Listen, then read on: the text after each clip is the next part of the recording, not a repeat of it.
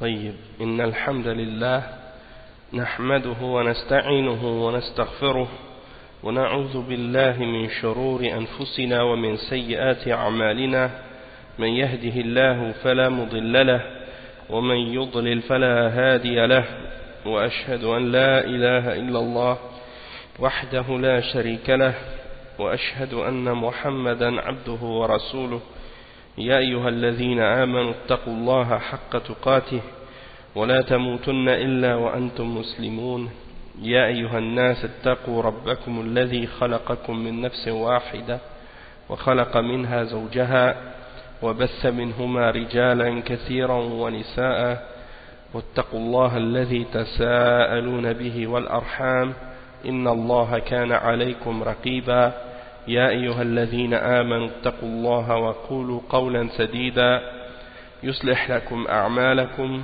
ويغفر لكم ذنوبكم ومن يطع الله ورسوله فقد فاز فوزا عظيما أما بعد إن خير الكلام كلام الله وخير الهدي هدي محمد صلى الله عليه وسلم وإن شر الأمور محدثاتها وكل محدثة بدعة وكل بدعة ضلالة وكل ضلالة في النار أما بعد.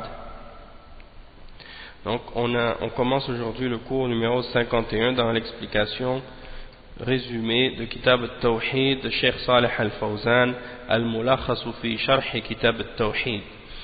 Donc au dernier cours on a commencé donc le chapitre 50, pardon, pas le chapitre 50, c'est le chapitre 39.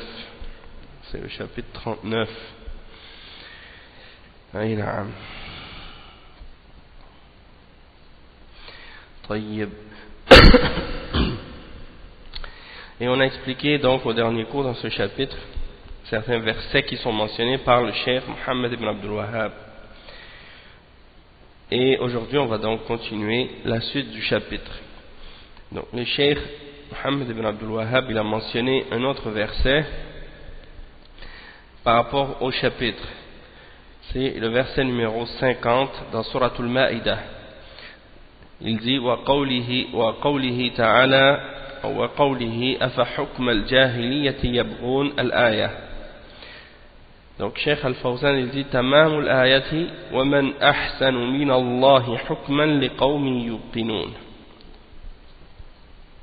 Donc c'est ce qui signifie en fait, ce verset signifie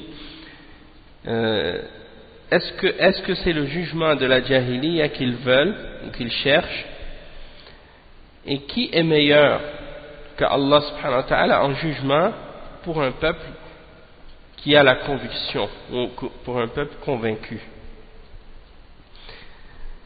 Donc le cheikh explique maintenant les différents mots qui sont dans ce verset. Donc il dit أفحكم الجاهلية استفهام إنكاري أفحكم استفهام إنكاري الجاهلية ما كان قبل الإسلام وكل ما خالف الإسلام فهو من الجاهلية. Le cheikh il dit que أفحكم quand Allah subhanahu wa ta'ala il pose cette question c'est une interrogation dans le but de condamner et critiquer ceux qui cherchent un jugement autre que le jugement de l'islam.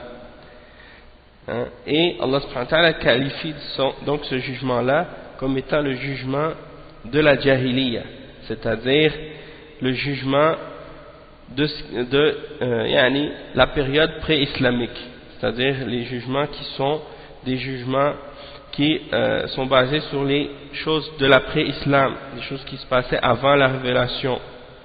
Donc, de façon générale, comme le cheikh il dit, tout ce qui contredit l'islam, ça fait partie de la jahiliya. Tout ce qui contredit le Coran et la Sunna, donc ça fait partie de la jahiliya. Et la jahiliya, le mot jahiliya, ça vient du mot jahl, qui signifie donc l'ignorance. Qui signifie l'ignorance. Et donc, celui qui juge par une loi autre que la loi de l'islam, il juge donc par l'ignorance et par les lois pré-islamiques, ou bien par des choses qui sont des règles de la jahiliya, des règles de l'ignorance. Donc le cheikh, il explique ensuite la suite du verset: afa hukm al-jahiliyati yabghun, yabghun ay yatlubun. Yabghun, c'est-à-dire, est-ce que c'est ça ce qu'il demande, est-ce que c'est ça ce qu'il cherche? ومن أحسن من الله حكما لقوم يوقنون. ومن أي لا أحد أحسن من الله حكما، هذا من استعمال أفعل التفضيل وفيهما ليس له من الطرف الآخر مشارك. Donc le cheikh il explique Waman, c'est-à-dire en réalité quand on dit par exemple et qui d'autre est meilleur que Allah en jugement, Waman en réalité c'est une négation en fait, c'est pour dire en réalité qu'il n'y a personne, il n'y a personne qui est meilleur en jugement pour un peuple qui est convaincu que Allah subhanahu wa ta'ala. Donc, وَمَنْ أَحْسَنُ مِنَ اللَّهِ حُكْمًا, c'est pour dire que il n'y a personne qui est meilleur que Allah subhanahu wa ta'ala dans les questions de jugement et dans ce qui a rapport avec les lois ou autre chose de ce genre. Il dit لِقَوْمٍ يُوقِنُونَ أي عند قوم يوقنون فإنهم هم الذين يتدبرون الأمور فيعلمون أن لا أحسن حكما من حكم الله. C'est-à-dire donc que pour les peuples, un peuple convaincu, un peuple qui a la conviction, la certitude, c'est-à-dire un peuple qui est convaincu parce que ce sont les gens qui réfléchissent sur leurs affaires et qui savent que rien n'est meilleur que le jugement d'Allah, qu'il n'y a pas un jugement meilleur que celui d'Allah subhanahu wa ta'ala. Le cheikh explique le sens général maintenant du verset. Il dit المعنى الإجمالي للآية ينكر تعالى على من خرج عن حكم الله تعالى المشتمل على كل خير وعدل والناهي عن كل شر إلى ما سواه من الآراء والأهواء والاصطلاحات التي وضعها الرجال بلا مستند من شريعة الله كما كان أهل الجاهلية يحكمون به من الضلالات والجهالات والأعراف القبلية. Donc le cheikh explique que le sens général de ce verset c'est que Allah subhanahu wa ta'ala condamne et rejette toute personne qui sort du jugement d'Allah subhanahu wa ta'ala.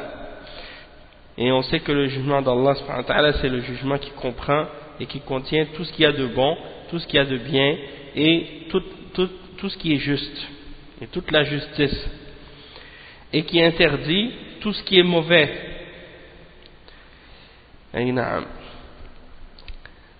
على من خرج عن حكم الله, donc il condamne et il rejette, il critique toute personne qui sort du jugement d'Allah subhanahu wa ta'ala vers autre que son jugement. Et il mentionne parmi ces choses qui sortent de son jugement les opinions, les désirs ou les conventions sur lesquelles les hommes se sont mis d'accord sans retourner à une référence de la charia d'Allah subhanahu wa ta'ala.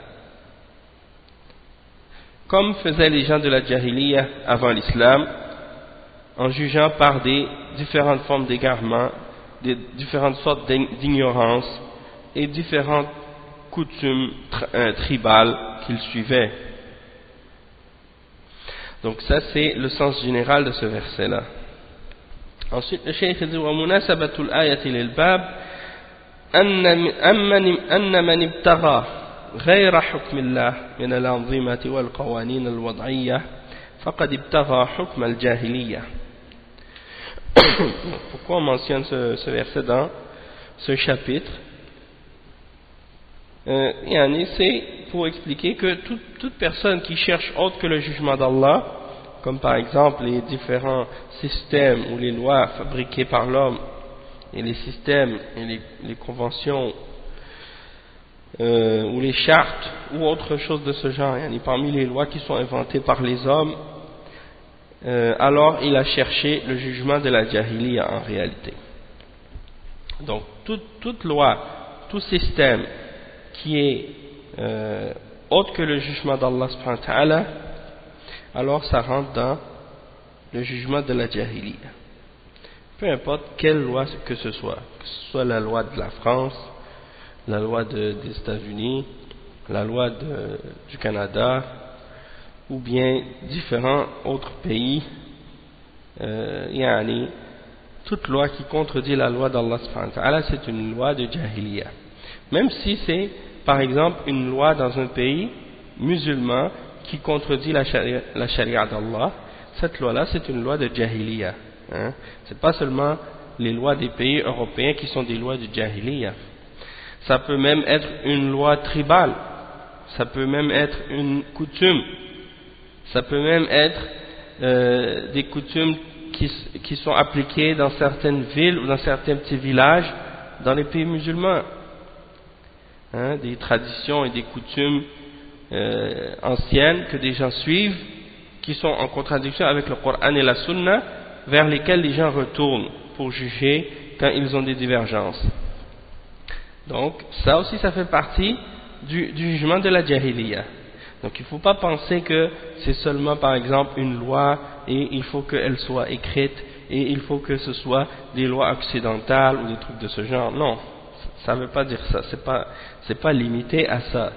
Ça fait partie du jugement de la jahiliya, mais c'est pas seulement ça, le jugement de la jahiliya, comme on a expliqué, c'est plus large que ça, et ça peut avoir plus d'implications, des implications plus larges que simplement des questions de loi ou des constitutions ou des trucs comme ça.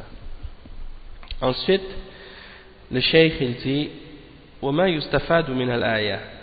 Qu'est-ce qu'on peut tirer comme point bénéfique de ce verset? أولا وجوب تحكيم شريعة الله. Donc premier point, l'obligation de juger selon la charia d'Allah. ثانيا أن ما خالف شرع الله فهو من حكم الجاهلية. Donc deuxièmement, c'est que ce qui contredit la révélation d'Allah subhanahu wa ta'ala et sa législation, alors ça fait partie du jugement de la jahiliya. Troisièmement, bayanu maziyati ahkam ash-shari'ati wa annaha hiya al-khayr wal-'adl wal-rahma. Donc la clarification, comme troisième point, la clarification de la spécificité et de la particularité des règles de la sharia. Et c'est-à-dire qu'elles sont les meilleures lois, meilleures règles, les règles les plus justes et les plus miséricordieuses. Et le point numéro 4, أن تحكيم القوانين الوضعية والنظم الغربية كفر. Donc le cheikh explique comme point numéro 4 que de juger selon les lois fabriquées par l'homme et les systèmes de l'Occident, ça c'est une forme de kufr. Donc parmi les différents systèmes de l'Occident, comme par exemple le communisme, le socialisme, la démocratie et des systèmes de laïcité par exemple, tout ça sont des systèmes et des programmes de kufr inventés par les kuffars pour appeler les hommes au kufr et à la mécréance et à l'égarement. Et donc un musulman ne peut pas dire par exemple moi je suis un musulman laïque, ou bien il ne peut pas dire je suis un musulman communiste, ou bien il ne peut pas dire je suis un musulman socialiste, ou bien il ne peut pas dire je suis un musulman démocrate ou républicain ou des trucs de ce genre. Pourquoi? Parce que ce sont des choses qui sont en opposition avec les fondements de l'islam. C'est comme si quelqu'un disait moi je suis un musulman juif, ou moi je suis un musulman chrétien, ou moi je suis un musulman athée. C'est des choses impossibles, contradictoires. Donc quelqu'un ne peut pas dire je suis un musulman socialiste ou un musulman laïque ou un musulman c'est des gens qui vont dire des choses comme ça. C'est des gens soit ignorants ou des gens égarés. Et donc c'est très très dangereux et très grave. Hein? Et dernièrement, yani, subhanallah, comme vous savez, il y a des gens, il y a des prêcheurs parmi les Ikhwan, comme Qardawi, Aïd al-Qarni et d'autres qui ont été interdits d'entrer en France, par exemple, pour aller faire comment ils appellent, le séminaire du Bourget. Parce que le Bourget, c'est organisé par l'OUIF, et l'OUIF, c'est une organisation qui est à la base gérée par les Ikhwan. Ils suivent la méthodologie et l'islam compris selon la méthodologie des Ikhwan al-Muslimin, c'est-à-dire les frères musulmans, les gens qui suivent Hassan al-Banna et Sayyid Qutb. Donc il ne faut pas se laisser tromper par le nom. C'est pas parce qu'ils s'appellent pas, c'est pas parce qu'ils se disent pas Ikhwan Muslimin, ils disent pas nous sommes des frères musulmans. Ça ne veut pas dire que ils le sont pas, parce que justement les Ikhwan, dans chaque pays, dans chaque ville, dans chaque région, ils vont prendre différents noms pour justement parfois éviter de se faire reconnaître. Donc cette organisation là dernièrement, bon, ça se passe maintenant, je pense même, ils ont invité des prêcheurs qui ont été interdits de rentrer. Et Tariq Ramadan, il est parti là-bas, étant donné qu'il est en Suisse. Donc, étant donné qu'il n'y a plus de frontières entre les pays européens, c'est très difficile pour eux de l'empêcher d'assister, mais de toute façon, bon, il est là. Et dans un article, dans un magazine ou un journal, il a dit, en posant la question, ou bien en disant par exemple par rapport au fait qu'il a été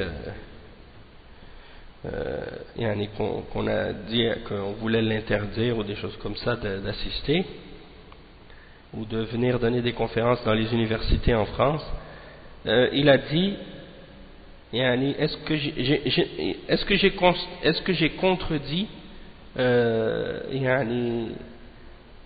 est-ce que j'ai contredit la loi républicaine, et est-ce que j'ai contredit quelque chose qui va en contradiction avec la République, hein?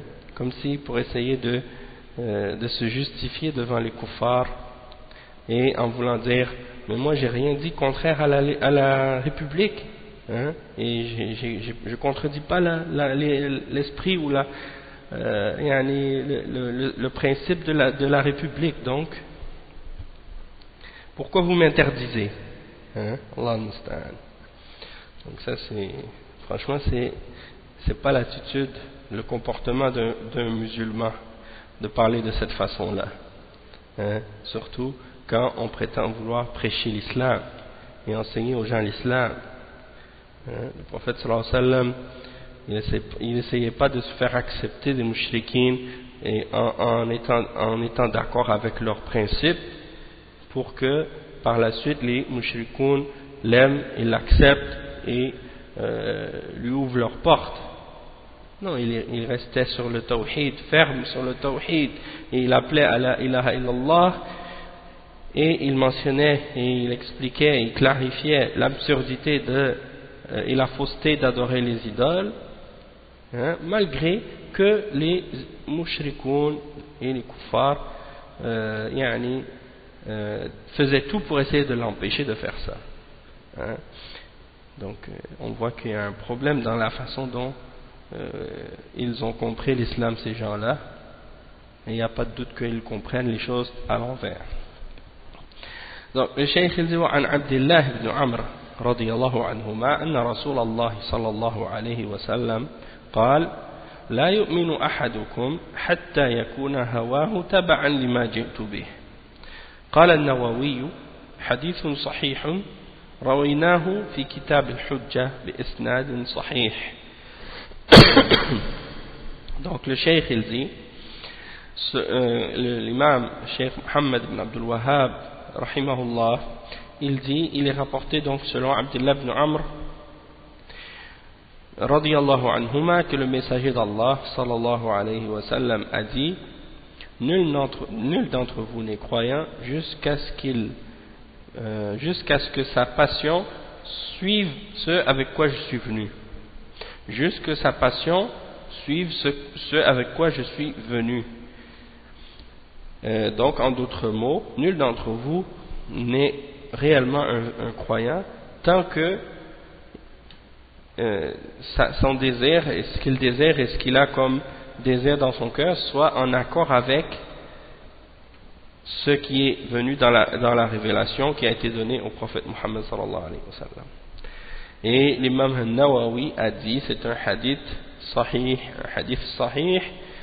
et qui a été rapporté dans le livre Al-Hujjah avec une isnad, une chaîne de transmission qui est authentique, comme c'est mentionné dans les 40 hadiths de l'imam al-Nawawi. Donc le cheikh explique qui est l'imam al-Nawawi. Il dit At-Tarajum al-Nawawi huwa Muhyiddin Abu Zakaria Yahya ibn Sharaf al-Din ou Yahya ibn Sharaf al-Nawawi نسبة إلى نوى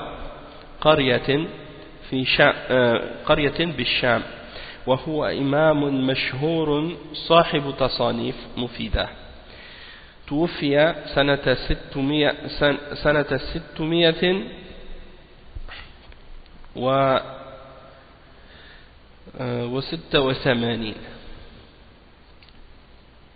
نعم و76 نعم 676 هجريا رحمه الله.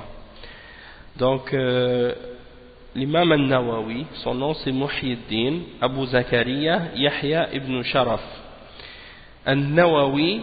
Pourquoi on l'appelle Nawawi? Parce qu'il vient de la ville qu'on appelle Nawa, de la ville qu'on appelle Nawa en Syrie.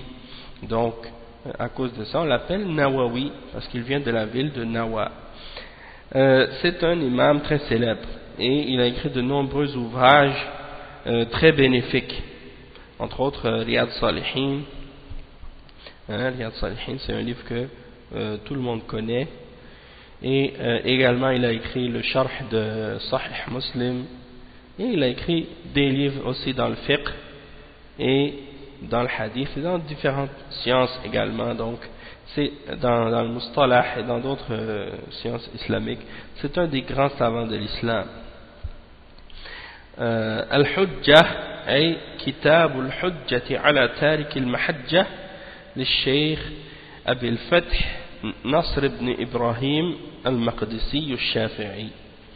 Donc il a tiré donc ce hadith, il a mentionné qu'il est rapporté dans Al-Hujjah. Al-Hujjah c'est un livre, le titre au complet c'est Al-Hujjah ala Tariq al-Mahajjah. Donc Al-Hujjah c'est-à-dire la preuve, ala Tariq al-Mahajjah c'est-à-dire à celui qui quitte la bonne voie, qui quitte la voie droite. Et c'est écrit par un cheikh qui s'appelle Abu al-Fath Nasr ibn Ibrahim al-Maqdisi al-Shafi'i. Le cheikh dit وهذا الحديث في إسناده مقال لكن معناه صحيح قطعا وإن لم يصح إسناده وله شواهد من القرآن كقوله فلا وربك لا يؤمنون حتى يحكموك فيما شجر بينهم ثم لا يجدوا في أنفسهم حرجا مما قضيت ويسلموا تسليما. Donc le cheikh il dit que ce hadith il y a eu des dires au sujet de sa chaîne de transmission, dans le sens que certains d'entre les ulama de l'islam ont mentionné que la chaîne de transmission de ce hadith elle n'est pas authentique. Parmi les ulama qui ont mentionné ça, c'est l'imam Ibn Rajab al-Hanbali dans son livre Jami' al-Ulum wal-Hikam, qui est un sharh des 40 hadiths de l'imam al-Nawawi, et dans lequel il a rajouté à la fin 8 hadiths supplémentaires. Donc il mentionne, quand il parle de ce hadith, justement que dans la chaîne de transmission il y a des transmetteurs qui sont faibles. Donc le hadith en lui-même, certains ulama l'ont déclaré faible. Le cheikh dit toutefois sa signification elle est authentique, elle est vraie, et il n'y a pas de doute là-dessus. Et même si sa chaîne est même si sa chaîne n'est pas authentique, mais il y a si on veut, des supports, hein, ou d'autres textes qui supportent sa signification et qui témoignent de la véracité de sa signification, comme par exemple le verset 65 dans Sourate An-Nisa, dans lequel Allah subhanahu wa ta'ala dit ce qui signifie: non par ton Seigneur, ils ne croiront pas tant qu'ils ne t'aient pris comme juge dans toute dispute, hein, qu'ils ont entre eux, puis qu'ils ne trouvent en eux-mêmes aucune gêne de ce que tu auras décrété et qu'ils s'y soumettent pleinement. Hein. Donc le cheikh il dit ensuite, en expliquant donc le hadith et les différents mots dans le hadith: لا يؤمن أحدكم أي لا يحصل له الإيمان الواجب ولا يكون من أهله. Donc quand le prophète sallallahu alayhi wa sallam dit nul d'entre vous n'est croyant, c'est-à-dire il n'obtiendra pas la foi obligatoire et il ne fera pas partie des gens de la foi. Donc la yu'minu ahadukum hatta yakuna hawahu ay ma yahwahu wa tuhibbuhu nafsuhu wa tamilu ilayhi tab'an lima ji'tu bihi fayuhibbu ma amara bihi ar-rasul sallallahu alayhi wa sallam wa yakrahu ma naha anhu. Donc le cheikh explique que nul d'entre vous, donc le hadith il explique, il dit nul d'entre vous, comme on a dit, ne sera croyant tant que sa passion, c'est-à-dire ce qu'il désire en lui-même et ce que son âme aime et les penchants qu'il a, soit en accord avec ce avec quoi il est venu, c'est-à-dire tant qu'il n'aime pas, hein, tant qu'il n'a pas aimé ce avec quoi le messager est venu, ou bien tant qu'il n'aime pas ce que le messager sallallahu alayhi wa sallam a ordonné, et tant qu'il ne déteste pas ce que le messager a interdit. Donc ça c'est la signification de chaque terme qui sont mentionnés dans ce hadith-là, les différentes phrases. Al-ma'na al-ijmali lil-hadith, la signification globale ou générale de ce hadith. أن الإنسان لا يكون مؤمنا الإيمان الكامل الواجب حتى تكون محبته تابعة لما جاء به الرسول صلى الله عليه وسلم من الأوامر والنواهي وغيرها فيحب ما أمر به ويكره ما نهى عنه. Donc le cheikh il dit, en expliquant donc ce hadith, que une personne donc ne sera pas croyant d'une croyance complète, obligatoire, tant que son amour soit pas en accord avec ce que le messager sallallahu alayhi wa sallam a amené, comme parmi les différents ordres qu'il a ordonnés et les différentes choses qu'il a interdites. Donc tant que quelqu'un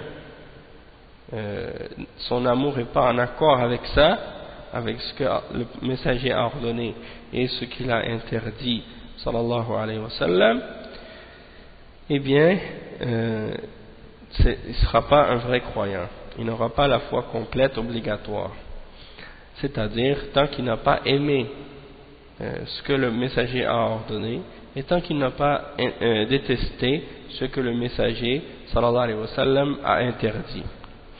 Le cheikh explique ensuite, il dit munasabatul hadith lil bab.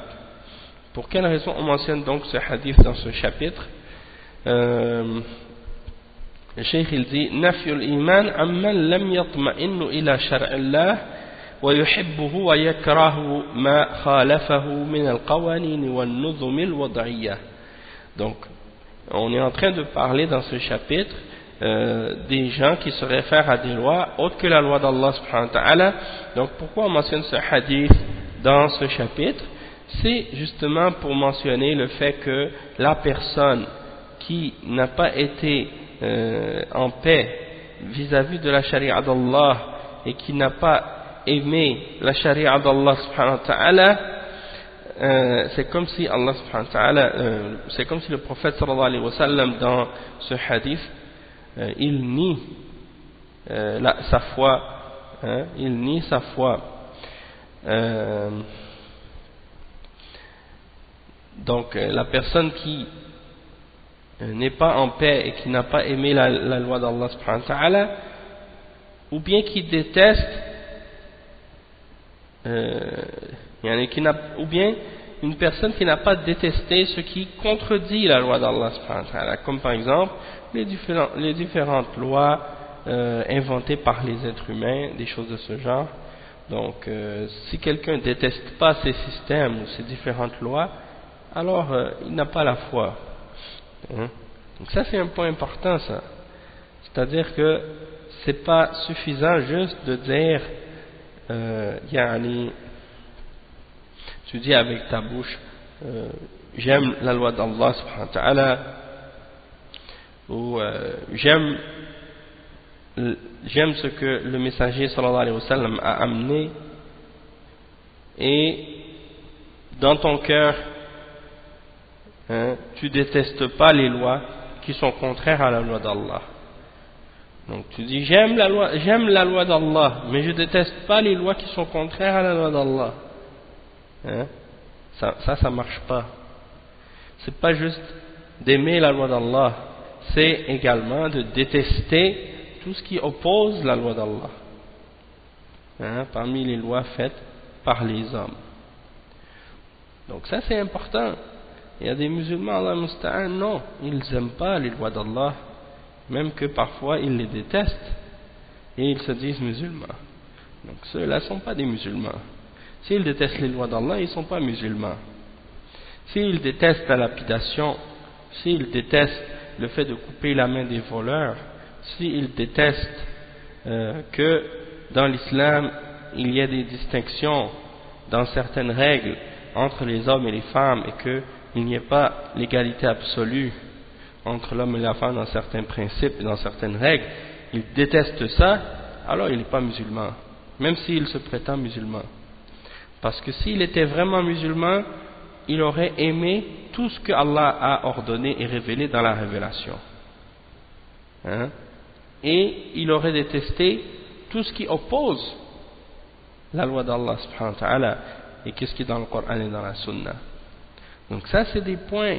Les gens des fois ils prennent seulement la signification de l'islam de façon très vague, très générale, sans expliquer ou comprendre dans les détails qu'est-ce que ça implique. Donc tu vois des femmes par exemple maintenant qui parlent de l'islam, qui disent qu'elles sont musulmanes, puis elles disent par la suite non, moi je suis contre le hijab, je suis contre par exemple le fait que la femme dans l'islam elle n'a pas tous les mêmes droits que qu'est-ce que l'homme a dans la charia.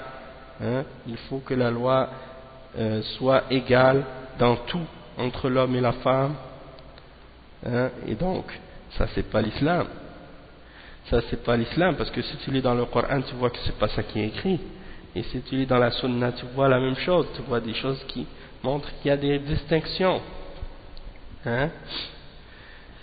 Et en même temps aussi tu vois des gens qui disent non, moi je suis pas d'accord avec la lapidation, je suis pas d'accord avec le fait de couper la main d'un voleur, ça c'est des choses barbares, c'est des choses passées de date de l'époque du Moyen-Âge ou des choses comme ça.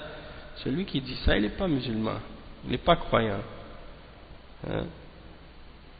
Et puis les kuffars, pour eux, celui qui dit croire en la loi d'Allah et croire en la charia d'Allah telle qu'elle est dans le Coran et dans la Sunna, et qui croit en qu'est-ce qui est dans la révélation de façon littérale, ils disent c'est un islamiste, c'est un intégriste, hein, c'est un ci, c'est un ça, c'est un fondamentaliste. Ils cherchent divers qualificatifs pour les distinguer, comme si pour dire qu'il y a une différence entre les musulmans qui croient en la charia puis les musulmans qui croient pas en la charia. Comme si on voulait dire que les musulmans, les bons musulmans, ce sont les musulmans qui vont juste, par exemple, faire leur prière, faire le jeûne du Ramadan, ils vont à la mosquée, rentrent à la maison, ça s'arrête là. Ils vont pas croire en la charia, les détails de la charia. Ils vont pas non plus chercher à apprendre les détails de la aqidah, de leur croyance islamique. Hein. Ils vont pas expliquer ou comprendre par rapport aux divergences qui existent dans les différentes sectes égarées de l'islam. Ils vont pas essayer de faire des efforts pour justement propager la religion de l'islam autour d'eux avec la connaissance et la science. Hein. Donc, il y a des musulmans qui n'ont pas étudié leur religion. Pour eux, ça c'est les vrais, les bons musulmans. C'est comme ça que chaque musulman doit être musulman, mais sans trop de conviction, sans trop de connaissances ou de savoir ou d'études de la charia ou de la propagation de l'islam. Hein, comme certains d'entre ces soi-disant en tout cas spécialistes parfois de l'islam, quand tu les entends parler des musulmans, ils disent oui, il y a les musulmans islamistes, puis il y a les musulmans ordinaires. Et quand on leur a demandé, comme par exemple il y a une femme ici au Québec, c'est une Algérienne, des fois je ne sais pas si c'est vraiment une femme ou un homme parce qu'on ne peut pas vraiment distinguer. Et quand on lui a posé la question, une fois dans une émission, on lui a posé la question, vous dites qu'il y a deux sortes de musulmans, quelles sont ces deux sortes de musulmans? Donc qu'est-ce qu'elle a mentionné? Elle a dit, oui, il y a les musulmans qui sont ordinaires, comme les musulmans qui sont comme ma grand-mère. Il y a l'islam de ma grand-mère, hein, un islam d'amour, un islam de paix, hein. Puis il y a l'islam des islamistes, c'est-à-dire des gens qui veulent faire rentrer la politique dans l'islam ou bien qui veulent utiliser la religion par rapport à la politique ou des choses comme ça. Ok, donc ça c'est des catégorisations basées sur rien. C'est des catégorisations des musulmans qui est basée sur rien, aucune preuve, ni du Coran ni de la Sunna. Hein? Et donc c'est pour ça que ces définitions-là et ces catégorisations-là qui sont faites par les kuffars et par les munafiqin sont des catégorisations qui sont arbitraires. Hein? C'est-à-dire que c'est comme ça parce que c'est eux qui ont décidé que c'est comme ça. Et puis on ne peut pas les contredire. Hein? Allah musta'an. Donc c'est pas comme ça qu'on définit ou qu'on catégorise les musulmans, hein, sans comprendre, sans retourner aux preuves et aux références de l'islam. D'accord? Le fait que quelqu'un, par exemple, sa grand-mère, elle a pratiqué l'islam d'une façon, c'est pas ça qui détermine que c'est ça le bon islam ou l'islam qu'on doit suivre. Surtout si sa grand-mère était illettrée et qu'elle n'a jamais appris à comprendre le fiqh, hein, le hadith, le tafsir, la aqidah, le manhaj, hein, usul al-fiqh, et toutes les différentes sciences de l'islam, la charia d'Allah, elle n'a pas étudié. Hein, peut-être c'était une vieille dame ordinaire, simple, qui malheureusement n'a pas eu la possibilité ou la chance ou l'opportunité d'étudier la charia d'Allah, et donc elle est restée toute sa vie dans l'ignorance, et elle avait peut-être certaines croyances, même parfois des croyances qui sont païennes ou contraires à l'islam, comme ça existe dans beaucoup de pays du Maghreb et des pays musulmans de l'Asie, de l'Orient, dans différents pays du monde musulman, en Afrique, en Asie, Afrique du Nord et autres, qui adorent les saints, qui prient les morts, hein, et qui font toutes sortes de choses qui sont des innovations, des bid'ah et du shirk. Donc ils pensent que ça c'est l'islam de leur grand-mère, c'est ça. Hein? Ou comme par exemple une autre, Fatima Houda Pépin, ici c'est une députée, une députée dans le gouvernement ici, et elle a été interviewée par un animateur québécois ici à Montréal, et elle disait donc oui, moi dans mon pays, elle vient d'une ville au Maroc qui s'appelle Meknès. Elle dit oui, au Maroc, ma mère, quand elle faisait à manger, elle invitait toujours les juifs et les chrétiens chez moi à la maison, on faisait pas de distinction, hein, des choses comme ça. Et elle dit oui, j'ai été à l'école coranique. Hein. L'école coranique, bien entendu, dans beaucoup de pays musulmans, c'est l'école où les enfants vont pour apprendre les lettres arabes, puis apprendre certains versets comme Qul huwallahu ahad, hein, puis les petites sourates à la fin du Coran, hein, puis elles récitent le Coran comme ça pour être capables de faire leurs prières et des choses comme ça. Ça c'est, hein, tout le monde à peu près dans les pays musulmans en général, ils vont à l'école coranique, mais quand elle explique ça à ce monsieur, Yani, ce Québécois, chrétien ou athée même, je pense qu'il est athée, elle lui raconte ça comme si pour lui faire croire que ça y est, moi j'ai compris le Coran parce que quand j'étais petite, je suis allé à l'école coranique. Et donc lui, il entend ça, il doit penser, bon, ça veut dire ça y est, elle a étudié le Coran.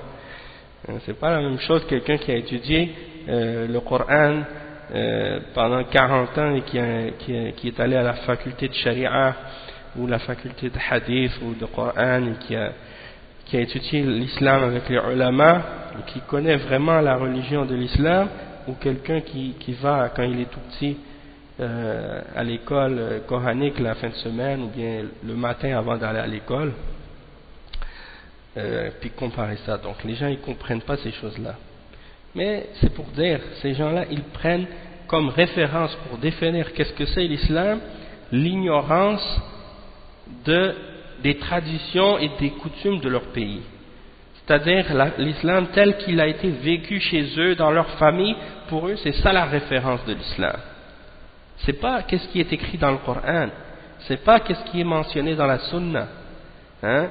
C'est leur compréhension à eux, qu'est-ce que leurs parents leur ont montré, qu'est-ce que leurs parents leur ont inculqué ou enseigné comme tradition ou coutume, mélangé avec parfois toutes sortes de coutumes, par exemple le soufisme ou des différentes formes de bid'a parmi les bid'a des Shia ou des Khawarij ou des différentes sectes, et puis mélangé avec les coutumes, hein, il n'y a pas de wala wal bara, pour eux le chrétien, le musulman, le juif, l'athée, tout ça c'est pas grave, on fait pas de distinction entre les gens par rapport à leur aqidah, hein. Tout ça c'est opposé au tawhid, tout ça c'est opposé à la sunna, mais c'est des gens qui n'ont pas étudié leur religion. Et donc ils sortent avec ces distinctions là. Les musulmans islamistes, ils sont des musulmans qui mélangent la politique avec l'islam. Subhanallah. Donc ça encore une fois aussi c'est une amalgame, et c'est important de bien comprendre. C'est que dans l'islam il y a une politique. Hein, qu'est-ce qu'on appelle as-siyasatu shar'iyya, la politique, hein, qui est basée sur la législation, sur la sharia. Et ça c'est en accord avec l'islam, et ça existe dans l'islam. Personne ne peut nier qu'il y a des règles et des principes politiques dans l'islam. Personne ne peut nier ça, parce que c'est mentionné dans le Coran, hein, les règles internationales, les règles de paix, les règles de guerre, tout ce qui a rapport avec la législation de différentes lois et de différents principes par rapport au mariage, par rapport à l'héritage, par rapport au jugement, toutes sortes aux peines, au code pénal ou autres. Tout ça c'est mentionné dans le Coran et dans les hadiths. Donc Comment tu peux dire que par la suite, il n'y a pas de politique dans l'islam?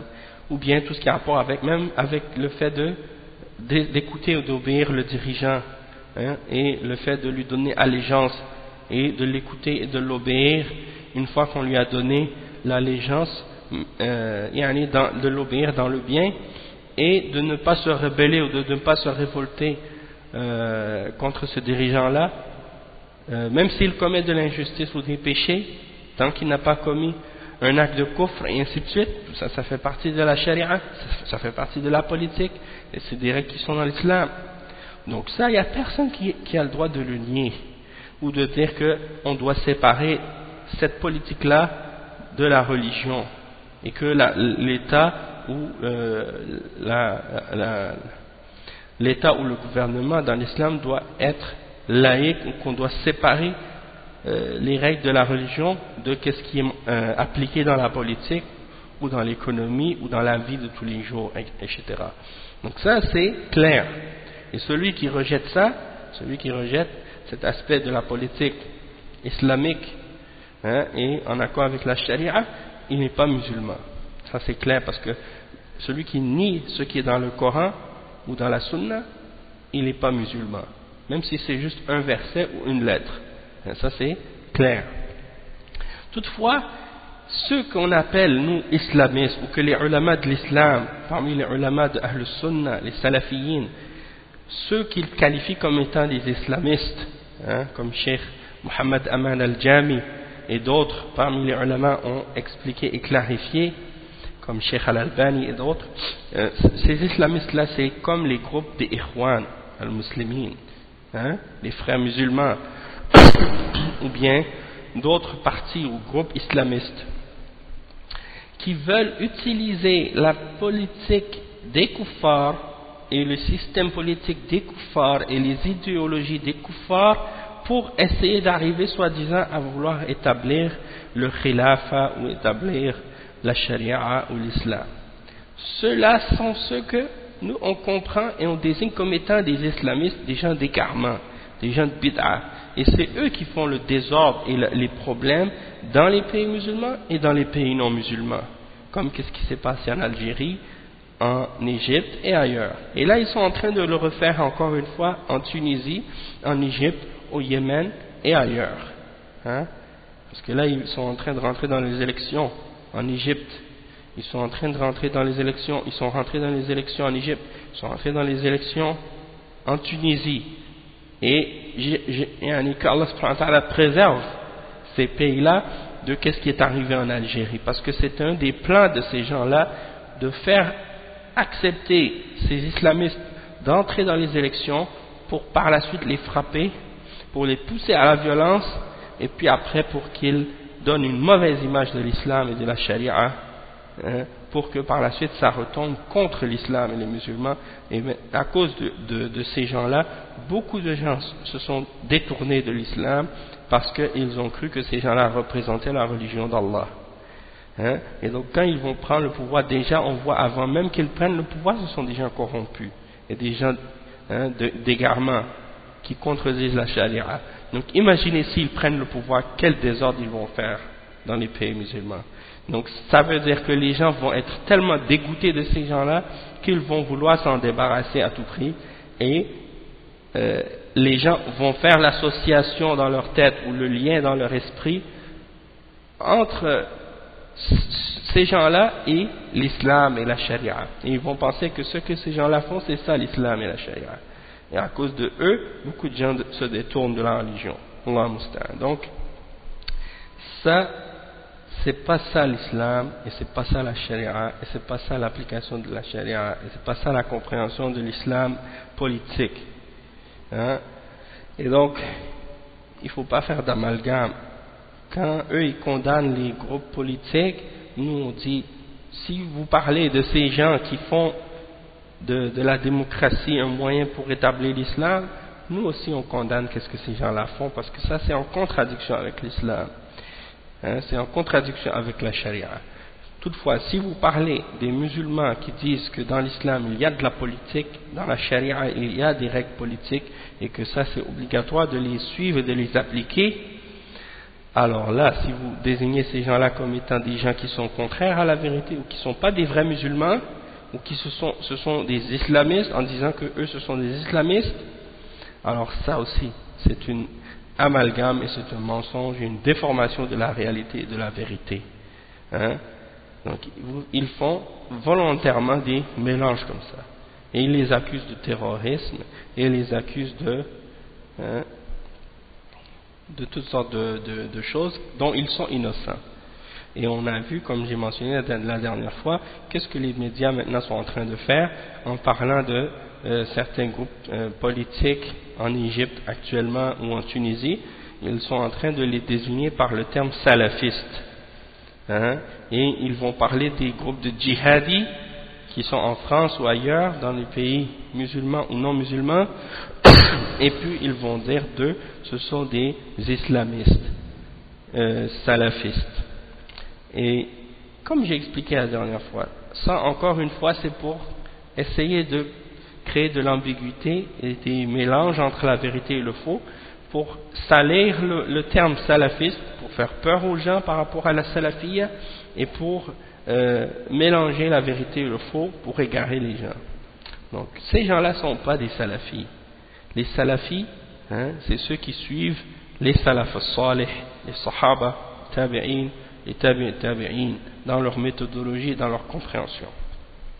Et c'est pas juste de dire je suis salafi avec la bouche, mais c'est de ramener les preuves du fait qu'on est salafi en ramenant pour chaque chose qu'on dit ou chaque chose qu'on fait une référence chez les salafs, avec une référence authentique, soit dans le Coran, dans la Sunna, et avec la confirmation de ce que les salafs ont dit parmi les imams. Et Cheikh al-Islam Ibn Taymiyyah, il a mentionné ça de façon très claire dans Majmu' al-Fatawa. Il a dit, c'est pas juste de dire que moi je suis sur la voie des salafs, parce que beaucoup de gens, ils font, ils jettent de la poudre aux yeux en disant qu'ils sont salafis aux gens, mais ils contredisent les positions des salafs. Donc c'est pas seulement de le dire, mais de ramener les preuves.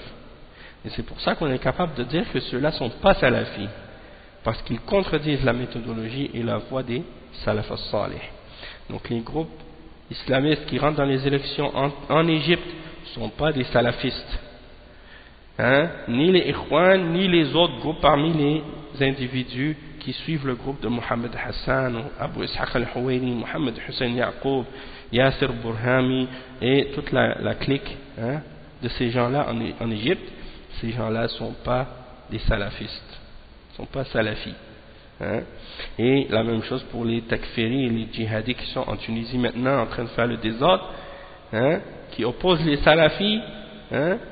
Ceux-là ne sont pas des salafis, et ceux qui font les manifestations ne sont pas des salafis, ne sont pas des salafistes. Donc ça doit être clair, et chaque musulman salafi doit clarifier cette chose-là et faire comprendre ça. Les musulmans, ils ne sont pas dans des partis, ils ne sont pas dans des groupes, ils ne sont pas dans des organisations ou associations, et ils ne rentrent pas dans des manifestations, des coups d'État ou des choses de ce genre. Ils retournent aux ulama salafiyin et ils suivent le Coran et la Sunna et la compréhension des salafs dans tous les aspects de la vie. Donc ça c'est important, je voulais juste faire cette note en passant. Après le cheikh il dit وَمَا يُسْتَفَادُ مِنَ الْحَدِيثِ, qu'est-ce qu'on peut tirer comme point bénéfique de ce hadith? Le cheikh il dit ما يستفاد من الحديث أولا وجوب محبة كل ما جاء به الرسول صلى الله عليه وسلم ولا سيما من التشريع والعمل به. Donc le premier point c'est l'obligation d'aimer tout ce qui est ramené par le messager sallallahu alayhi wa sallam, et en particulier ce qu'il a ramené comme législation et le fait de l'appliquer. Deuxième point, وجوب بغض كل ما خالف شريعة الرسول صلى الله عليه وسلم والابتعاد عنه. Donc deuxièmement, l'obligation de détester tout ce qui contredit la charia du messager Mohammed sallallahu alayhi wa sallam, et l'obligation de s'en éloigner. Donc ça c'est des points qui sont très claires. Et comme troisième point, ثالثا انتفاء الإيمان عمن يميل بقلبه إلى مخالفة ما جاء به الرسول صلى الله عليه وسلم ولو عمل به ظاهرا. Donc le point numéro 3, la négation de la foi par rapport à la personne dont le cœur penche vers la contradiction de ce que le messager sallallahu alayhi wa sallam a amené, même s'il l'applique en apparence.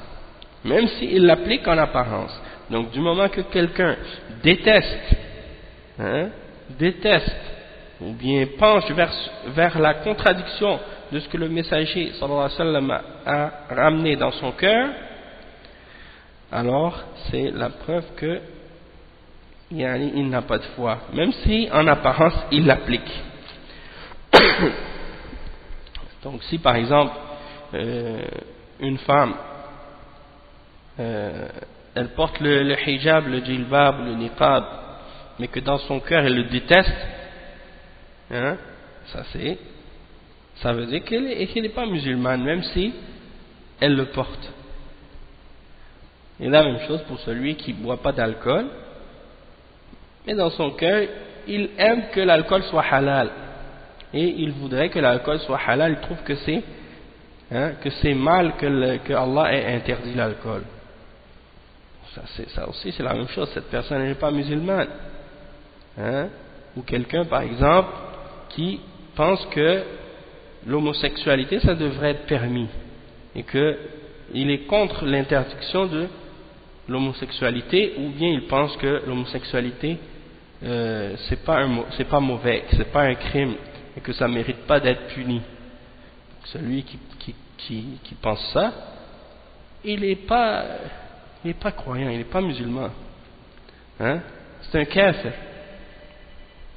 Et même dans le journal, je lisais ça, je pense que aujourd'hui, subhanallah, il y a un article qui était fait dans le journal qui mentionne qu'il y a 2 homosexuels qui se disent musulmans. Bon, ça se peut qu'un musulman soit homosexuel, ça veut dire que c'est pas parce que quelqu'un est homosexuel qu'il est automatiquement en dehors de l'islam.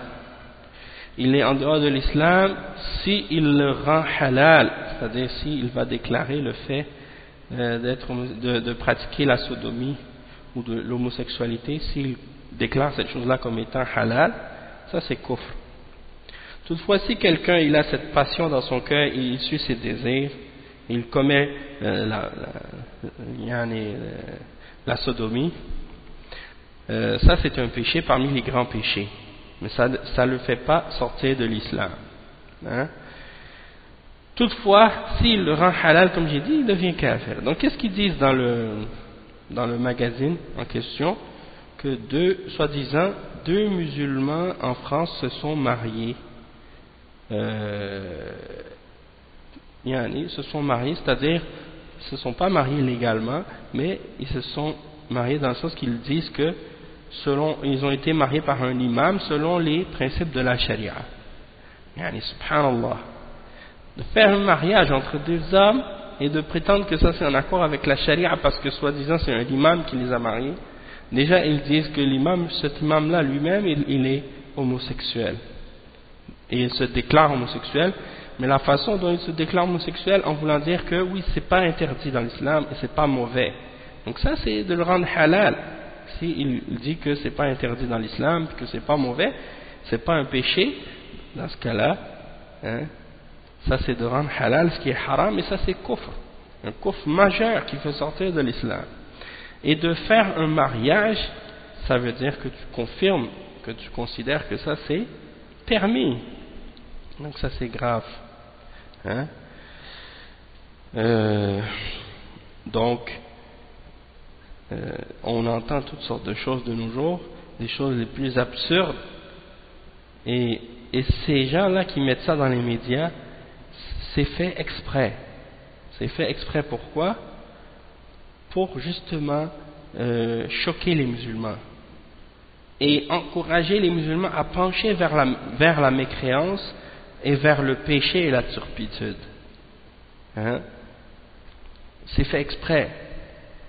Donc, chez les soufis, eux ça leur dérange pas parce que beaucoup de soufis, ils n'ont pas le principe de l'ordonnance du bien et de l'interdiction du mal, et ils ne connaissent pas non plus al-wala ou al-bara, le fait d'aimer et de détester pour Allah, et d'aimer ce qu'Allah aime et de détester ce qu'Allah déteste. Donc pour eux, tout ça c'est pas grave. Nasallallahu al-afiyah. Tandis que c'est clair que tout musulman qui a la foi dans le cœur, qu'il entend ces choses-là, il est en colère et il déteste ces choses-là parce qu'elles sont en contradiction avec l'islam. Toutefois, bien entendu, il ne va pas aller faire des bêtises comme aller par exemple faire des actes de violence contre ces gens-là, puisque ça c'est du ressort du dirigeant musulman dans un pays musulman d'établir sur eux la peine ou la punition qui leur est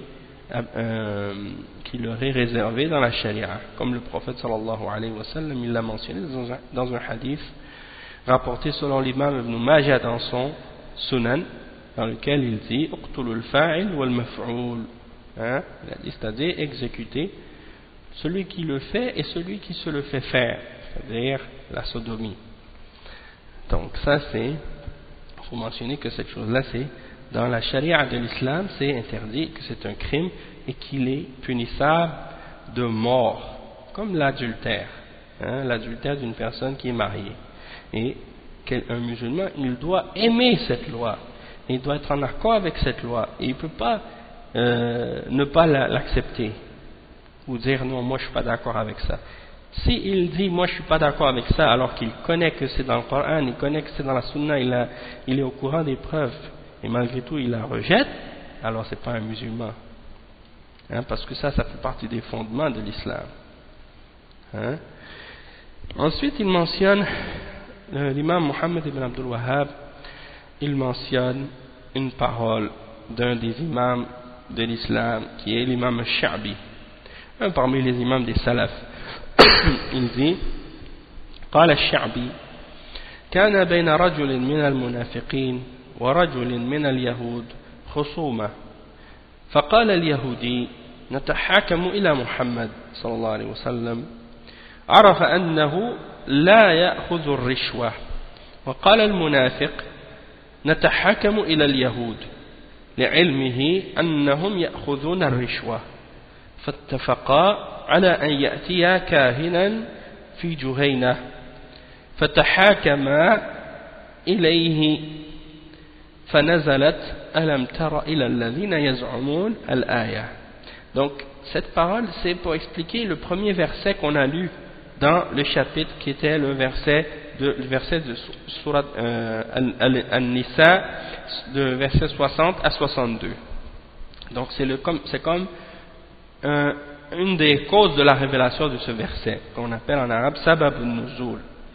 Et justement à propos de qu'est-ce qu'on appelle Sabab al-Nuzul, la cause de la révélation, il ne faut pas croire que la signification du verset se limite uniquement à cette signification-là ou à cet exemple-là, parce que qu'est-ce qu'on doit prendre en considération, c'est la signification du verset lui-même et non pas la cause seulement de la révélation. Ce n'est pas la cause de la révélation qui définit ou qui délimite la signification du verset, mais c'est juste des exemples qui nous aident à comprendre certaines des significations de ce verset-là.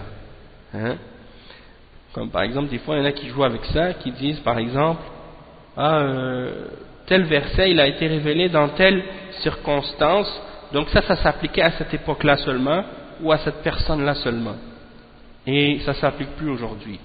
Non, ça c'est pas vrai. Puisque le verset, il est général, d'une façon générale, on peut l'appliquer à toutes les circonstances, ou toutes les situations qui sont semblables à cette situation-là et qui respectent les principes, qui fait qu'on est capable d'appliquer le verdict de ce verset-là sur tel individu ou telle situation. Et ça, c'est les ulama qui font ces choses-là. Mais de limiter un verset à une époque spécifique, c'est-à-dire à l'époque du prophète sallallahu alayhi wa sallam, ou à un individu qui vivait à cette époque-là, puis de dire ça s'applique plus aujourd'hui, ça s'appliquait uniquement à cette époque, ça c'est contraire à la réalité. Puisque les ulama ils disent al-ibra bi'umum al-lafz la bi khusus as-sabab. Donc là, qu'est-ce qu'on prend en considération? C'est le sens général du verset, non pas la cause de sa révélation. Donc qu'est-ce que ça dit cette parole de l'imam al-Sha'bi? C'est qu'il y avait un homme parmi les munafiqin et un homme parmi les juifs qui ont eu une dispute entre eux. Alors le juif a dit, on retourne vers le messager Mohammed. Il n'a pas dit le messager, il a dit on retourne vers Mohammed, parce que c'est un juif, donc il ne croit pas au prophète Mohammed sallallahu alayhi wa sallam. Malgré tout, il a dit on retourne vers lui. Pourquoi? Parce qu'il savait que le messager Mohammed sallallahu alayhi wa sallam ne prend pas de richois, c'est-à-dire il ne prend pas des pots de vin. On ne peut pas le corrompre, on ne peut pas lui donner de l'argent pour qu'il juge en notre faveur si on a tort. Tandis que l'hypocrite, le munafiq, lui il a dit quoi? Il a dit on va retourner au jugement d'un juif. Pourquoi? Parce qu'il savait que ce juif prenait des pots de vin, qu'il acceptait de se laisser corrompre par de l'argent pour juger en faveur de quelqu'un qui a tort. Alors ils se sont tous les deux mis d'accord finalement pour aller vers soi-disant comme ceux qu'on appelle les Kuhan, ceux qui prétendent connaître l'avenir ou qui sont comme des voyants ou des médiums qui prétendent connaître l'invisible ou de connaître l'avenir ou des choses comme ça.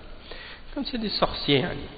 Donc ils sont partis vers un de ces sorciers de la tribu de Juhayna et ils ont pris son jugement. Et c'est pour ça que Allah subhanahu wa ta'ala a fait descendre le verset en question, c'est-à-dire le verset qui dit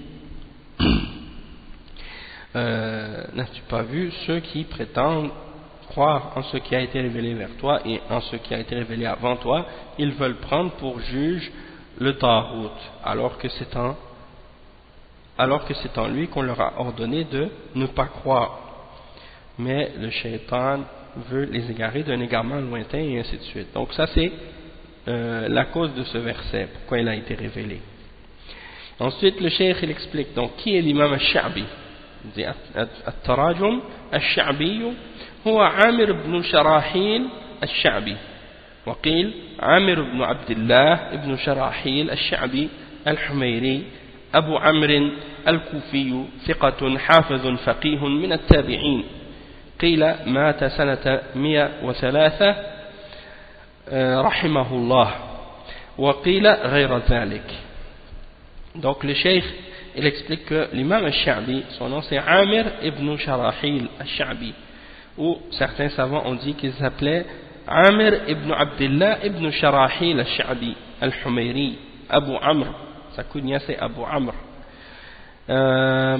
al-Koufi, donc il vient de la ville de Koufa, et c'est un narrateur de hadith qui est fiable, un parmi les mémorisateurs de la sunna, et un parmi les fuqaha, parmi les tabi'in, c'est-à-dire parmi les élèves des sahaba.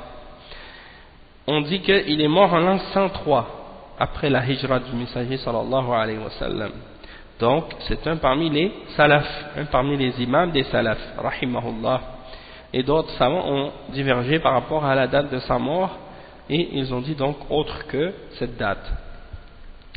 Le cheikh explique donc la parole en question qu'un homme d'entre les munafiqin, rajulun min al-munafiqin, le cheikh il dit jam'u munafiqin wa huwa alladhi yuzhiru al-islam wa yubtinu al-kufr.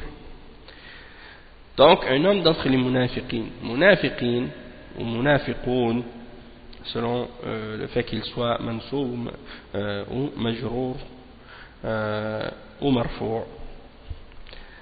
Ça change, donc des fois on va dire munafiqun ou munafiqin selon le contexte de la phrase, selon la position du mot dans la phrase et le rôle du mot dans la phrase. Donc le mot munafiqun c'est le pluriel et le singulier c'est munafiq, c'est-à-dire celui qui montre l'islam, qui laisse paraître l'islam, qui montre aux gens qu'il est musulman, c'est-à-dire il prie, il jeûne, il va appliquer tous les aspects de l'islam, il va avoir même la barbe, le qamis même, ou bien il va appliquer l'islam de façon générale, pour que les gens disent lui c'est un musulman. Sauf qu'à l'intérieur de lui-même, dans son cœur, il déteste l'islam et il ne croit pas du tout en islam. Hein? Il ne veut rien savoir de l'islam, mais il fait ça juste pour se montrer, ou bien pour se faire accepter, ou bien pour se protéger des musulmans, des choses comme ça. Donc, le cheikh dit donc, كان رجل من المنافقين ورجل من اليهود. اليهود جمع يهودي من هذا إذا رجع، وقيل اليهود أو اليهودي نسبة إلى يهودا ابن يعقوب عليه السلام. Donc, le terme Yahoud, c'est le pluriel du mot Yahoudi. Yahoudi, c'est le singulier, et Yahoud, c'est le pluriel. C'est-à-dire, en français, on dit les juifs. Et certains savants disent que le mot Yahoud, ça vient du terme, ça vient de Hada, le verbe Had. Hada Yahoudu. C'est-à-dire de Iza Raja'a, c'est-à-dire lorsqu'il revient, lorsque quelqu'un revient ou quelque chose revient, on dit de cette chose Hada Yahoudu. Ça, c'est une des explications.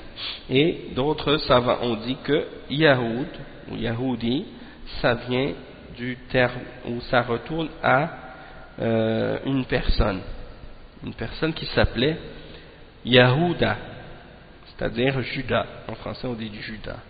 Dans les langues sémitiques comme l'hébreu, puis l'arabe, non, mais surtout en hébreu, parce qu'en hébreu il n'y a pas de jim. En arabe il y a le jim, mais en hébreu il n'y a pas. Donc c'est le ya, hein, donc ils disent Yahuda. En français ils l'ont traduit par le nom Judas. Donc c'est Judas, le fils de Yaqub, hein, un des fils de Yaqub. Yaqub c'est Israël, donc un des fils d'Israël, un des 12 fils d'Israël. Et donc Judas, c'était un de ses fils, et c'est de là que vient le terme juif ou Yahoud en arabe. Khusuma et Jidal ou Niza. Donc il y a eu un désaccord. Khusuma en arabe, ça veut dire Jidal ou Niza, c'est-à-dire des disputes, des discordes, des accords. Hein? نعم خصومة. فقال اليهودي نتحاكم إلى محمد وعرف أنه لا يأخذ الرشوة.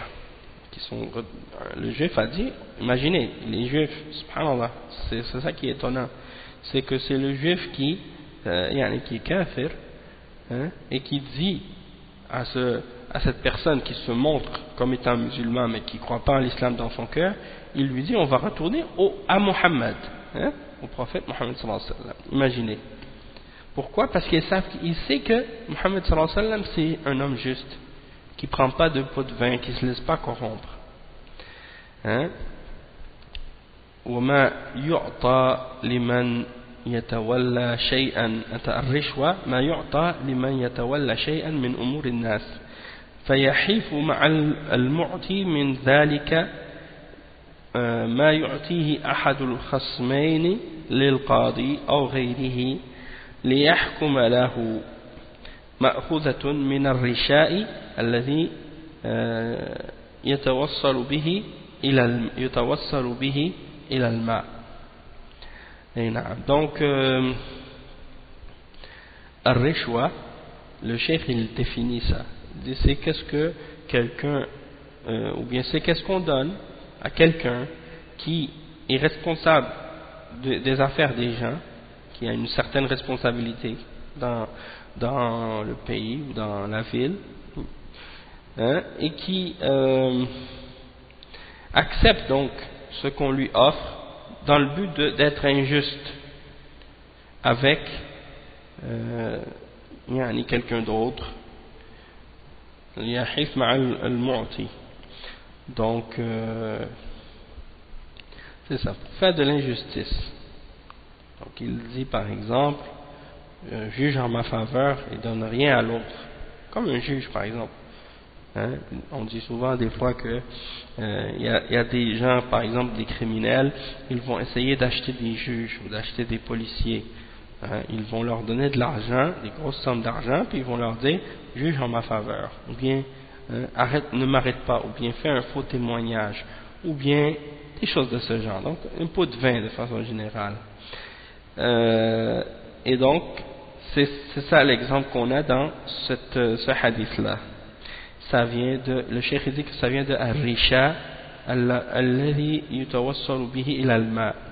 Donc si je comprends bien ici, si je me souviens bien, la signification de Ar-Risha, c'est comme dans un puits par exemple, lorsqu'on veut prendre de l'eau, la corde qu'on utilise pour faire descendre le seau pour prendre l'eau, eh bien ça vient de là. Le terme Rishwa, ça vient de Ar-Risha. Et le cheikh explique ensuite que cette personne, donc parmi le munafiq, c'est-à-dire celui qui se dit musulman, et le juif, ils se sont mis d'accord par la suite pour aller voir un sorcier ou un voyant de la tribu de Juhayna. Juhayna, c'est une tribu arabe célèbre. Le cheikh dit Qabila Arabiyya Mashhoura. Le cheikh dit donc فيتحاكم إليه فنزلت يعني فنزلت هذا بيان لسبب نزول الآية الكريمة. Donc ça c'est pour expliquer la cause de la révélation de ce verset, de ce noble verset. Le cheikh il dit المعنى الإجمالي للأثر, le sens général de cet athar. يروي الشعبي رحمه الله أن هذه الآية الكريمة ألم تر إلى الذين يزعمون الآية نزلت بسبب ما حصل من رجل يدعي الإيمان ويريد أن يتحاكم إلى غير الرسول صلى الله عليه وسلم تهربا من الحكم العادل مما حمله إلى التحاكم إلى الطاغوت من غير مبالاة بما يترتب على ذلك من مناقضة للإيمان مما يدل على كذبه في ادعائه الإيمان فمن عمل مثل عمله فهو مثله في هذا الحكم. Donc le cheikh il explique que le sens général donc c'est que l'imam al-Sha'bi il rapporte rahimahullah au sujet de ce noble verset, le verset 60 à 62 dans Surat Al-Nisa, qu'il a été révélé à cause de ce qui est arrivé entre un homme qui prétend avoir la foi, un hypocrite, qui veut prendre pour juge autre que le messager sallallahu alayhi wa sallam parce qu'il veut s'enfuir du jugement juste.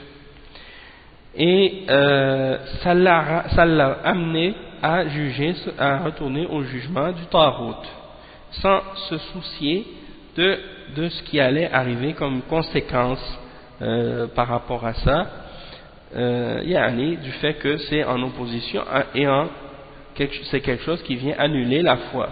Donc il s'est pas soucié du fait que ça annule la foi. Et ça c'est ce qui prouve que cette personne-là, il ment quand il se prétend d'être musulman ou d'avoir la foi. Et ça c'est la même chose pour toute personne qui agit de la même manière que lui. Ce verdict-là, qui s'applique à cet hypocrite, s'applique à cet individu-là aussi, à celui qui agit de la même façon. Munasabatul athari lil bab. Pour quelle raison on mentionne cette parole d'un sahabi dans ce chapitre? Le cheikh dit أن التحاكم إلى غير شرع الله يناقض الإيمان بالله وكتبه. Pourquoi? Parce que le fait de prendre pour juge autre que la révélation d'Allah, c'est quelque chose qui vient en opposition avec la foi en Allah et en ses livres. Ensuite, les points qu'on peut tirer de ce verset, les points bénéfiques qu'on peut tirer de ce verset. أولاً وجوب التحاكم إلى شريعة الله, l'obligation de juger selon la charia d'Allah. Deuxièmement, التحاكم إلى غير شريعة الله ينافي الإيمان. Deuxièmement, le fait de juger selon autre que la charia d'Allah, c'est quelque chose qui oppose la foi. ثالثاً فيه كشف لحقيقة المنافقين وأنهم شر من اليهود.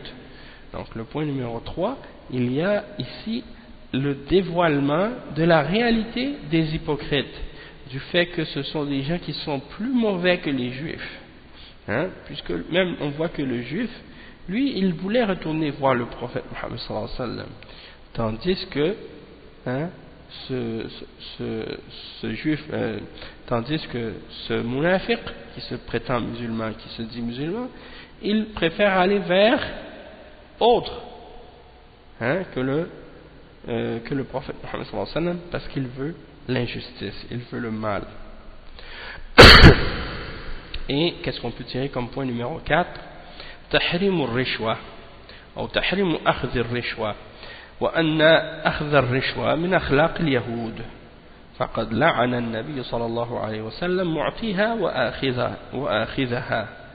Donc le cheikh il dit que il y a ici l'interdiction de prendre un pot de vin et que celui qui prend de prendre le pot de vin fait partie des comportements ou des attitudes des juifs, et que le prophète sallallahu alayhi wa sallam a maudit celui qui le donne, celui qui paye le pot de vin, et celui qui l'accepte, celui qui le prend.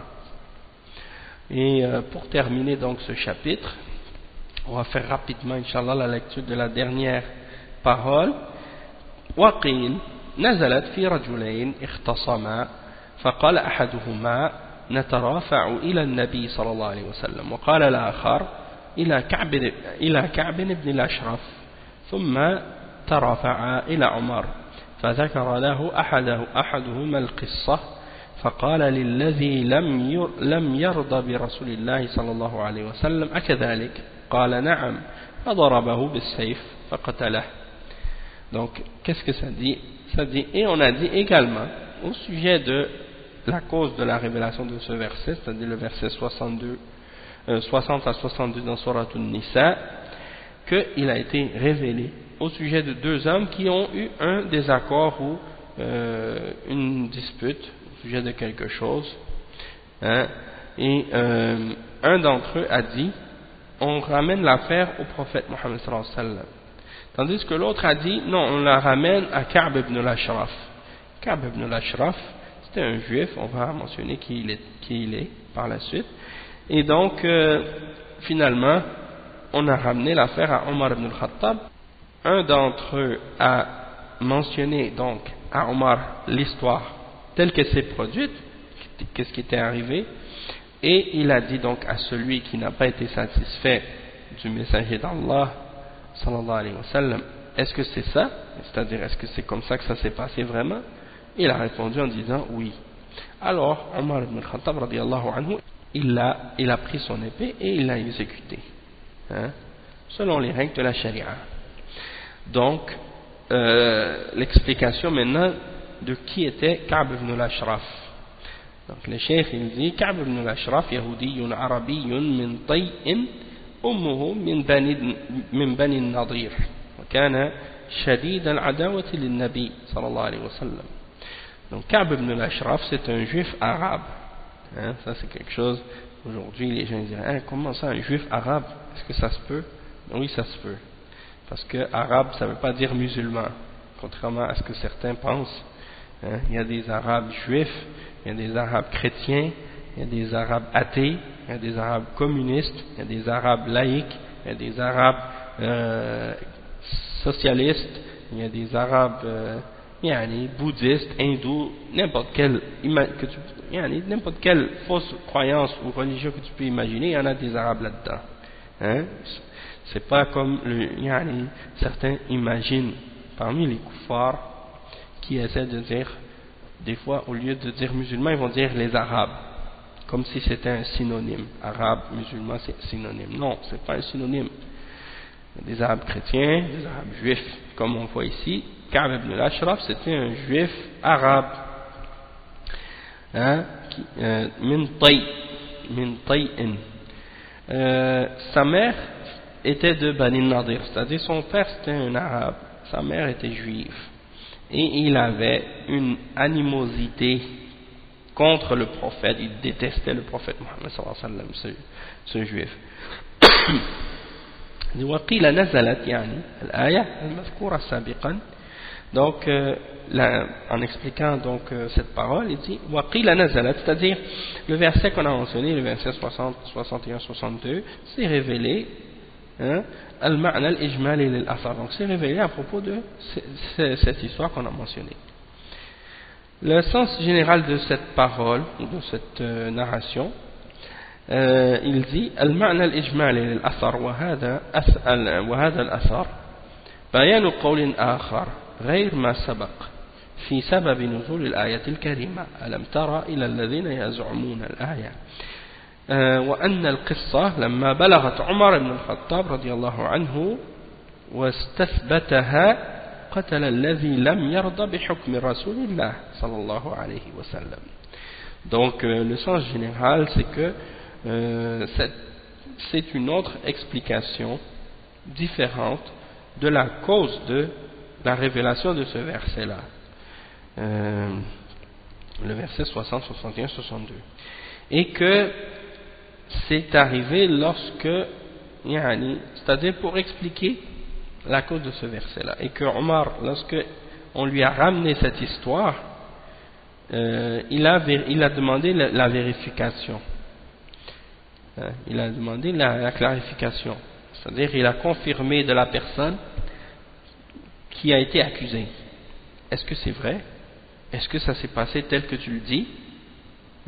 Et il répond oui c'est vrai, ça s'est passé comme ça. Alors Omar ibn Khattab radiyallahu anhu a tué celui qui n'a pas été satisfait du jugement du messager sallallahu alayhi wa sallam. Munasabatu dhikrihi fil bab. Pourquoi on mentionne cette histoire dans ce chapitre? أن فيه دليلا على كفر من احتكم إلى غير شرع الله واستحقاقه للقتل لأنه مرتد عن دين الإسلام. Donc le cheikh il dit que le point pourquoi on mentionne cette explication dans ce chapitre, c'est parce que dans ça il y a une preuve de la mécréance de celui qui cherche le jugement d'autre que la charia d'Allah et qu'il mérite l'exécution dans la charia parce que c'est un apostat. Il a apostasié la religion de l'islam. Et on sait que dans l'islam, la peine pour celui qui apostasie, c'est-à-dire qui quitte la foi et qui retourne au kufr, ou qui rentre dans le shirk, qui quitte l'islam par le kufr ou le shirk, ou par en niant ce qui est dans l'islam ou des choses de ce genre, qu'il doit être exécuté. C'est ça la peine. Sauf si, bien entendu, il se repent puis qu'il revient à l'islam.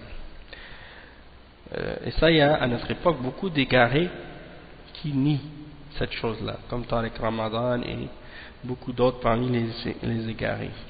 Le cheikh dit, donc en passant, il y a un consensus des savants de l'islam à ce sujet-là. Il n'y a pas de divergence là-dessus, contrairement à ce qu'il prétend. Le cheikh dit وَمَا يُسْتَفَادُ مِنَ الْأَثَرِ. Qu'est-ce qu'on peut tirer de cette parole? Premièrement, أولاً, on va juste énumérer ces points-là puis on s'arrête Inch'Allah.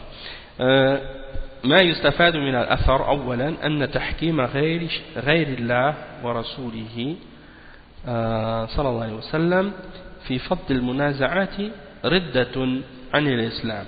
Le cheikh dit le fait de juger selon autre que la charia d'Allah et de son messager, pour juger dans les divergences, c'est une forme d'apostasie. Deuxièmement, que l'apostat al-murtad an din l'islam yuqtal, donc que dans l'islam l'apostat il est exécuté, c'est la peine de mort pour lui. Les kuffars ils disent mais non, mais non, il doit y avoir la liberté de croyance et la liberté de croyance et d'opinion et ainsi de suite. Tout le monde a le droit de changer de religion s'il veut. Et il y en a parmi les égarés qui vont dire à ce sujet-là, en mentionnant le verset, pas de contrainte en religion. Et le Cheikh Al-Fawzan, il a répondu à ce sujet-là. Il dit, quand on exécute l'apostat, c'est pas pour le contraindre, c'est pour protéger c'est pour protéger la aqida de l'islam et les musulmans et la Ummah et l'unité de la Ummah. C'est pas pour le contraindre, hein? Donc ça c'est très important de le comprendre. Ensuite le cheikh il dit donc troisième point, أن الدعاء إلى تحكيم شرع الله من صفات المنافقين ولو كان المدعو إلى تحكيمه إماما فاضلا كعمر بن الخطاب رضي الله عنه. Donc point numéro 3, que le fait d'inviter à juger par autre que la législation d'Allah, la loi d'Allah, ça fait partie des caractéristiques des hypocrites, même si la personne vers qui on appelle, hein, ou vers qui on demande de retourner pour juger, est un imam, hein, vertueux, grand musulman, comme Omar ibn al-Khattab. Donc même si quelqu'un il dit bon, on va au jugement de Omar ibn al-Khattab par exemple, donc dans ce cas-là, même à ça c'est quelque chose qui est en contradiction avec le comportement du musulman et l'attitude d'un vrai musulman, parce que une fois qu'on a le jugement du prophète Mohammed sallallahu alayhi wa sallam, on ne peut pas le laisser pour le jugement de quelqu'un d'autre. Donc ça c'est très important de le comprendre.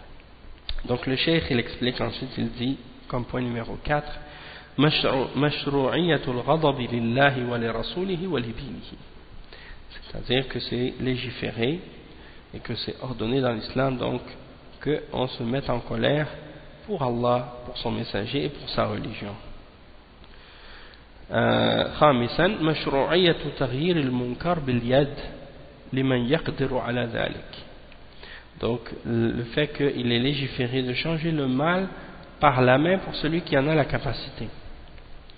Et le point numéro 6, أن معرفة الحق لا تغني عن العمل به والانقياد له. Le point numéro 6, ça clarifie que le fait de connaître la vérité, ça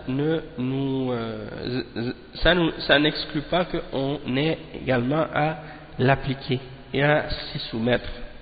Donc c'est pas juste suffisant de dire je connais la vérité, il faut appliquer cette vérité-là et agir selon cette vérité, et non pas seulement la connaître. On va s'arrêter ici incha'Allah pour aujourd'hui.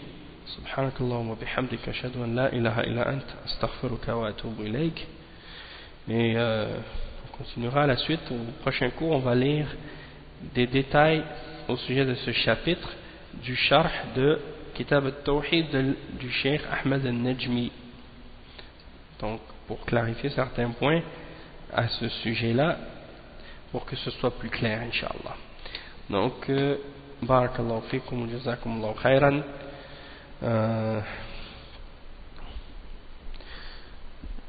نعم جزاكم الله خيرا سبحانك اللهم وبحمدك واشهد ان لا اله الا انت استغفرك واتوب اليك.